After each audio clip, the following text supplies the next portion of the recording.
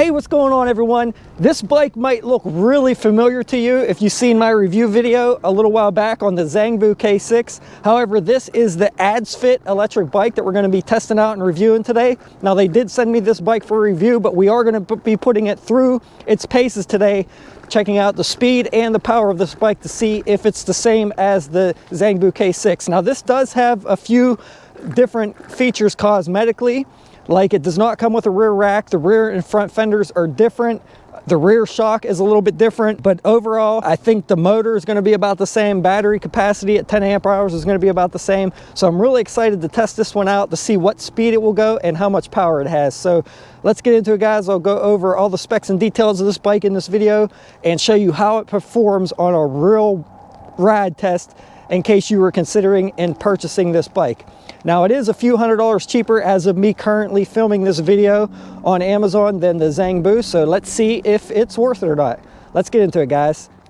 Now, when I unboxed this thing, guys, it was very easy to assemble. You just slide the handlebars down in. There was a little bit of damage out of the box. That was from the FedEx shipping. They bang packages up all the time, can never keep the arrows straight. But long story short, the back fender was pretty mangled. I did get it to straighten out pretty good now. I might be taking that off though because it is a little bit flimsy. We'll see after this ride. Maybe I'll keep it on, maybe I'll take it off, but show you in the video real quick of the unboxing, the other damage to the bike. And another thing that I want to show you is when I went to adjust the rear brakes, the wheel wasn't slid on all the way and they had the washers in the wrong spot on the rear caliper. So once I realized that, I was able to slide the wheel in all the way, fix those washers, and adjust the back brakes right. So that shouldn't have left the factory that way. Not sure why it was like that. However, I did get it fixed and it is working good now. So looking at this wheel, it's not in all the way. And this washer on top was actually underneath here. I was trying to adjust these brakes. After I put the washer back on top where it's supposed to be, I realized the rotor is hitting the brake caliper. So I'm going to try to slide this wheel in because I think that's why it's hitting that caliper, but that should have never left the factory like that. All right, guys, I got it to move up about 1/4 to 3/8 of an inch. The rotor's sitting nice on the brakes now. The washers are where they're supposed to be, and the brakes are adjusted perfectly. So initially, the day that I put this thing together, I took it out and tried to see if I could unlock the speed. I'm going to show you those clips here real quick. Now, this was with a battery that was below 50%, so keep that in mind. We're going to test the max speed again now with a full battery, but first we're going to take it up this hill, see what kind of power it has coming up there for the 500-watt motor of this bike, and then I'll show you the clip of the speed initially, and then we'll test out the speed again since the battery's fully charged now. All right, guys, here we go. Throttle only. We'll see how far it takes me up. I'm in pedal assist 5, which is the max assist mode, so you will have full throttle. And it feels very, very similar to the Zhengbu. Just throttle. And I already started pedaling on the Zhengbu before, but I feel like it's about the same power, almost identical. So yeah, guys, definitely pretty good power there. Let's see this front suspension. Same, almost exactly the same suspension as the front. Now, the rear suspension is a little bit different on this bike.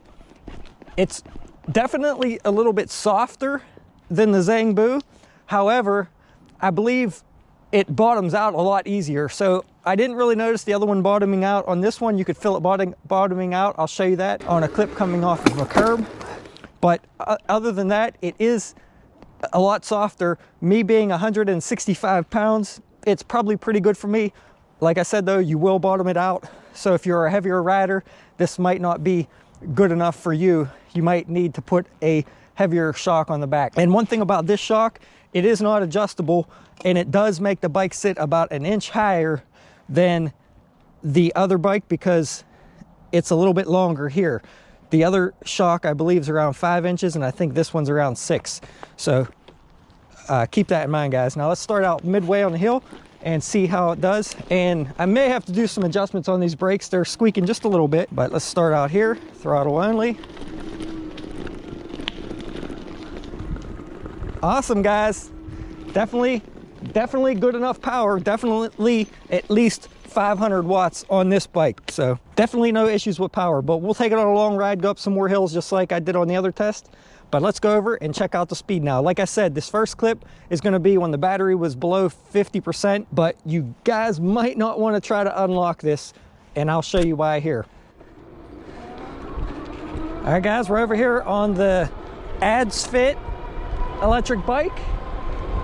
Gonna see if it goes as fast as the Zhengbu. Now this is just me turning the P08 setting up, and it's 20 miles per hour top speed with just turning up the P08. I'm gonna try to do the unlock just like I did with the Zhengbu and see if that makes any difference. I guess I'm gonna try to do the same unlock that I did with the Zhengbu. Hold the right brake lever in, turn the bike on while you're still holding, keep that on for maybe around 10 or 15 seconds or so. I'm gonna release the brake lever and hopefully it's unlocked. All right, guys, that did not work. Now the max speed's only 13 miles an hour. I don't know why it did that. Hopefully I can undo that, because 13 miles an hour is definitely not fast enough. So do not try that at home, guys. Whew. Thank God, guys, it's back to 20. So whatever I did doing that, trying to unlock it to go faster, actually locks it to go slower. So 19 to 20 miles per hour max speed, throttle or pedal assist 5. All right, guys, so now we got the battery charged all the way up. We're gonna see what kind of speed we can hit. 19, 20, 21, 22, 20. Whoa, wait a minute, guys. It might be fast as the other bike. 18, 19, 20, 21, 22, 23, 22. All right, guys, so a little bit slower than the Zhengbu. I feel like the speed doesn't pick up as fast as the Zhengbu, but guys, it's still pretty quick at 22 miles per hour. And again, this is with a full battery. With a lower, below half, you'll get a little less than that. But still pretty quick, guys. Still pretty quick for being a little bike like this.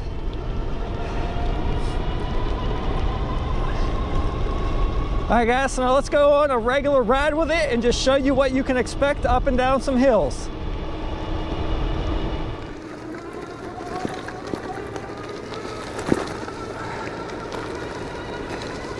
So it's a little bit wet and muddy out today, guys, so I don't think I'm gonna be going up that little dirt hill that I did on the Zhengbu. But guys, this thing has just as much power as it, so there's really no need for me to. And this is 18, 19, 20. So this is about how fast you'll be pedaling at 21, 22.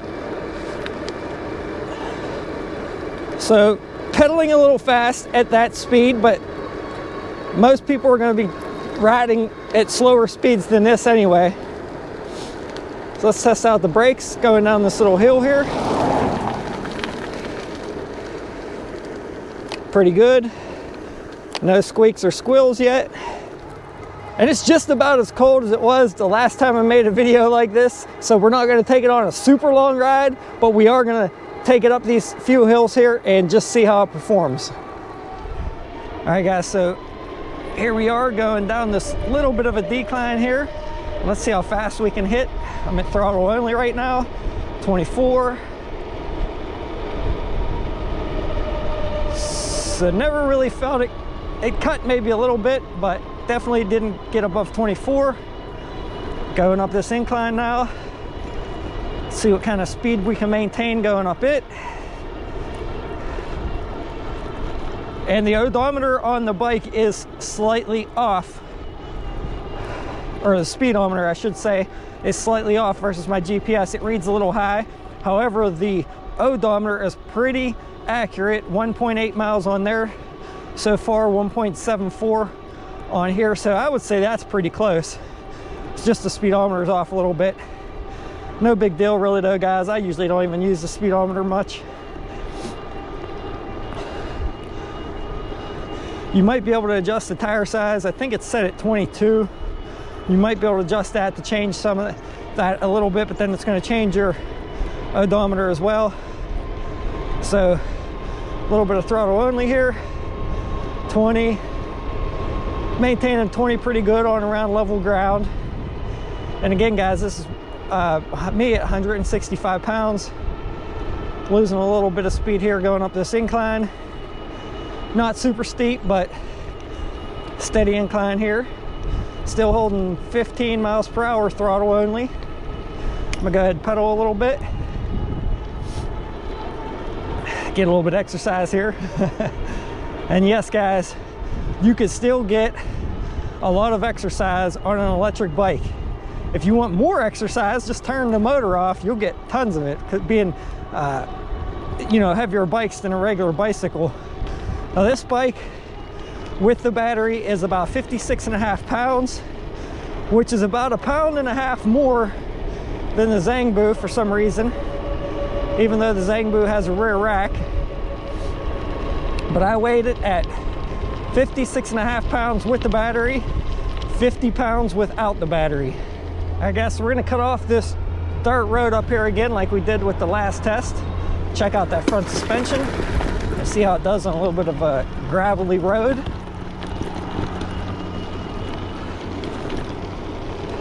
So like I said, I think the rear is a little bit more comfortable and about the same, it's almost identical on the front suspension. And I think this is about, oh, I'm about to lose my GoPro mic there, so let me stop and fix that. That could have been bad. Whew. That could have been bad. So it seems about the same on the front. Like I said, the back does feel a little softer. Let's head back up this. And you still hear the front. Actually, it doesn't seem too bad, actually. As far as the banging goes from it bottoming out when it decompresses. It's actually not, maybe not as bad as the Zhengbu on that. It might be slightly quieter than that. Yeah, guys, the suspension is slightly quieter. Now, if you pull up on it and make it do it, then you could definitely hear it. All right, guys, so we're heading up the hill that we came down, the last long hill. So we're gonna see how this does going up this hill. Pedaling really minimally. Oh, we got some cars here, guys. Down to about 10 miles per hour. I'm barely putting any effort in 7th gear, but I'm going to downshift here a little bit into 4th to help it out a little bit more. Still holding 11 miles per hour. And like I said, guys, just putting minimal effort in, but I'm helping that motor out a little bit. Just a little bit of pedaling does help a lot when you're in those lower gears like 1st gear, 2nd gear. I'm actually in 4th. Let's go down to 1st. You can see how fast I'm pedaling here in 1st, but any little bit's gonna help that motor, guys. And I do recommend you doing that on any electric bike when you hit the hills, guys. Saves battery energy, gives you exercise, saves strain on your controller, on your motor. It's just gonna make the bike last longer and better for it. So let's shift back up a little bit here. But yeah, guys, pulled me back up that hill, no problem. Back into 7th gear. And for the most part, guys, I usually stay in around 7th gear on this bike unless I hit hills. Then I downshift and help it out a little bit. So now let's go over and check out some of the specs and details of this bike. And guys, now that the battery's down to about 48 to 49 volts, it seems the max speed did drop a little bit, around 21 miles per hour there for the max speed once the battery level does get down to around half. So only at full battery you'll be able to reach those higher speeds.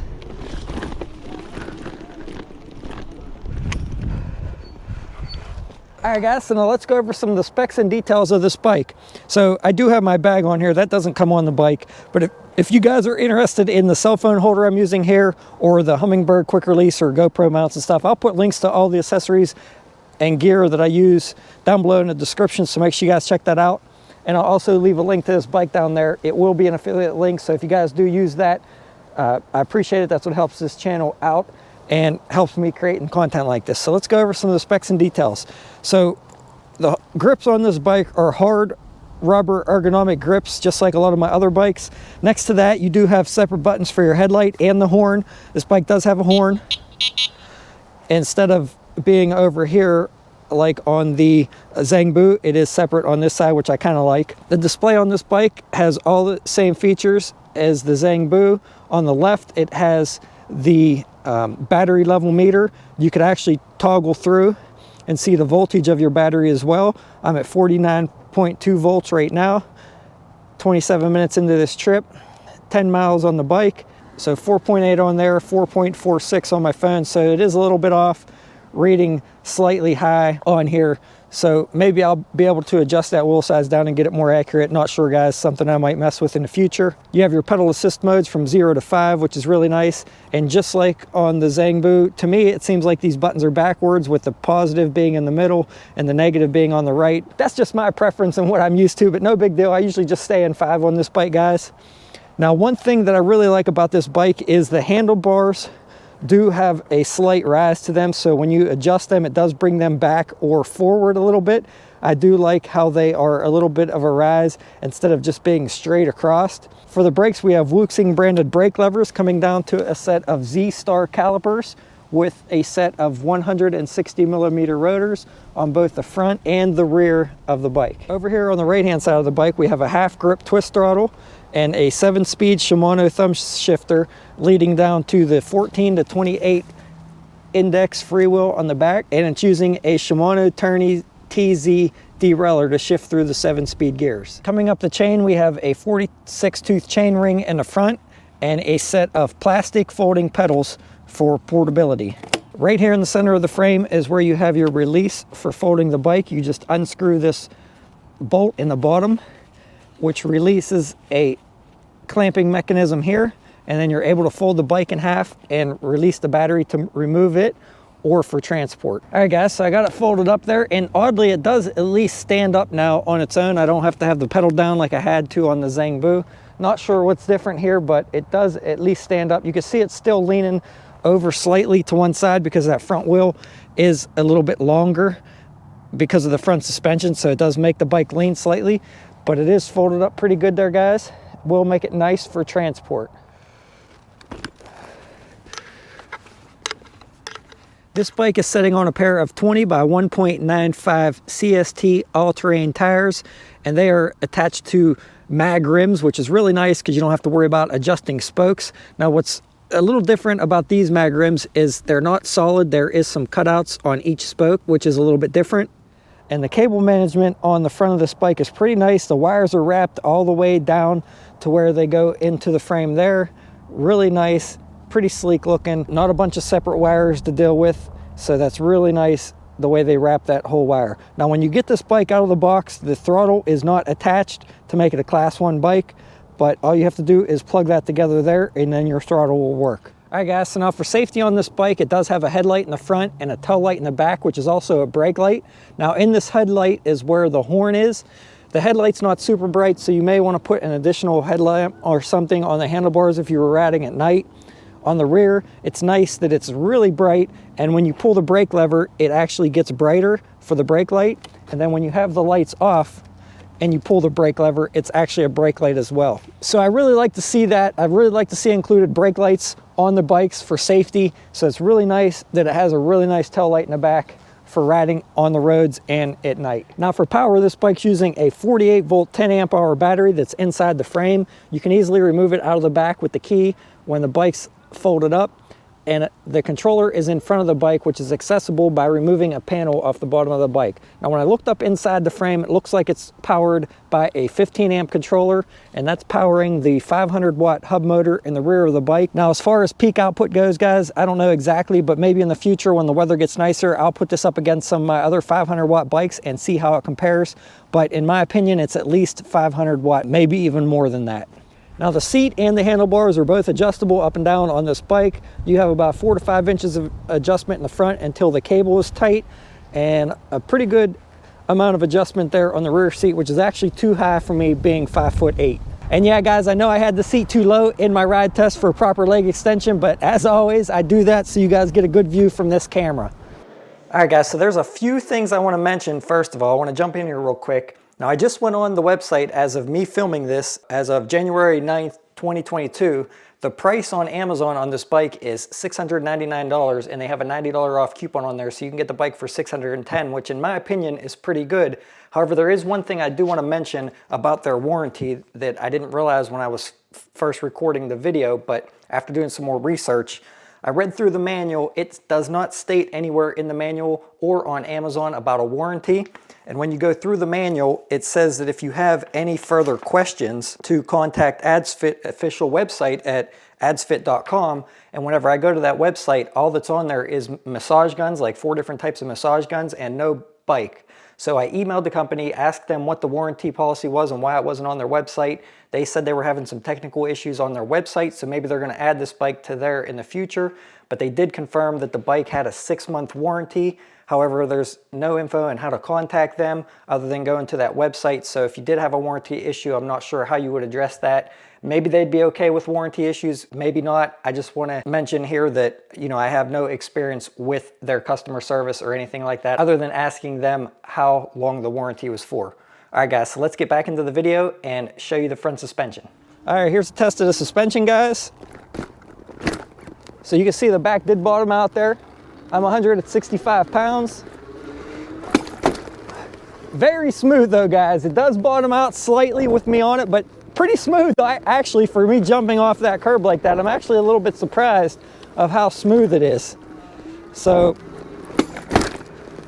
I don't know, I might take the softer suspension that bottoms out over the stiffer suspension of the Zhengbu, but keep in mind, guys, if you're heavier than that, this softer suspension might not be right for you.